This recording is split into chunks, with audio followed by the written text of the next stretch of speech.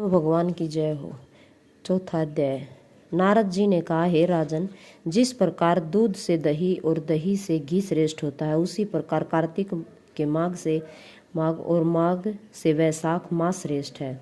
इस मास में दान करना बरगद के बीज की तरह बढ़ता है। मेष की संक्रांति में भगवान का ध्यान करके स्नान करें, फिर भगवान की प्रार्थना करता हुआ यह कहे, हे देव, मैं वैशाख मास भर प्रातःकाल स्नान करने की कामना करता हूँ, आप इसे संपूर्ण कीजिए, निर्विघ्न होकर संपूर्ण कीजिए। हे प्रभु, मेरा ग्रहण कीजिए। फिर वस्त्र धारण कर श्री विष्णु का फूलों से पूजन करे तथा वैशाख मास का महात्म्य सुने।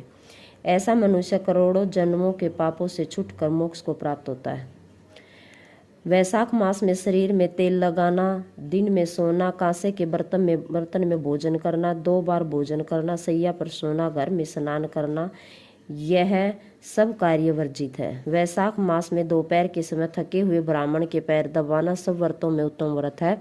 जो दोपहर में आए हुए थके ब्राह्मणों को सुंदर आसन देकर उनके पैर दबाता है, वह सब बंधनों से मुक्त हो जाता है तथा गंगा आदि सब तीर्थों के स्नान का फल पाता है। वैशाख मास में जो स्नान नहीं करता और कमल पत्तर पर भोजन नहीं करता, वह पहले गधे की योनि को प्राप्त होकर खच्चर की योनि को प्राप्त होता है। मनुष्य रोगहीन और मोटा ताजा होकर भी वैशाख मास में स्नान न करने से चांडाल योनि को प्राप्त होता है। वैशाख मास की संक्रांति के दिन जो बाहर जाकर किसी तीर्थ पर स्नान नहीं करता, वह 100 जन्म कुत्ते का जन्म लेता है। वैशाख मास में अन्न दान अथवा जल दान करने से निश्चय पूर्वक कभी दुखों से मुक्त नहीं होता। वैशाख मास में नदी में स्नान करके भगवान विष्णु का ध्यान करने से निश्चित ही 3 जन्म में किए हुए पाप नष्ट हो जाते हैं। प्रातःकाल समुद्र में गिरने वाली नदियों में स्नान करने से 7 जन्मों के पाप और उषा काल में सप्त गंगा में स्नान करने से करोड़ों जन्मों के पाप नष्ट हो जाते हैं। जानवी वृद्ध गंगा, दगंगा, यमुना, सरस्वती, कावेरी, नर्मदा और त्रिवेणी, यह सप्त गंगा है।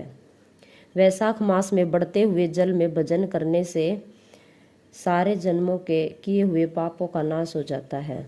वैशाख मास में बावड़ी आदि के थोड़े से जल में स्नान करने से बड़े बड़े पाप नष्ट हो जाते हैं। वहाँ पर गंगा आदि सब तीर्थों का निवास होता है। दरिद्रता और पराधीन जो भी थोड़ी वस्तु, जल, कंद, मूल, गुड़, छाछ आदि मिल जाए, वह दान करनी चाहिए। दान न करने से दरिद्रता आती है और दरिद्रता से ही मनुष्य पाप करता है तथा पाप से नरक मिलता है। इसलिए मनुष्य को सामर्थ्यानुसार अवश्य दान करना चाहिए। यदि कोई मकान बहुत बड़ा हो परंतु उस पर छत न हो तो वह शोभा को प्राप्त नहीं होता। इसी प्रकार वैशाख मास में दान के बिना मनुष्य जीवन व्यर्थ है।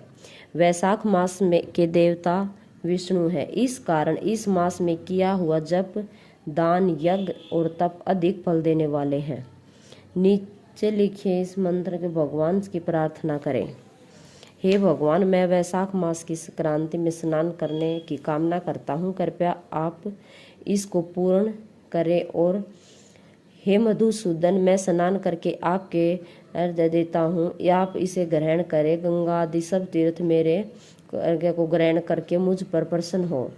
आप समदर्शी पापियों पर भी कृपया करने वाले मेरे अर्घ्य को ग्रहण करें और यथोचित धन देवें।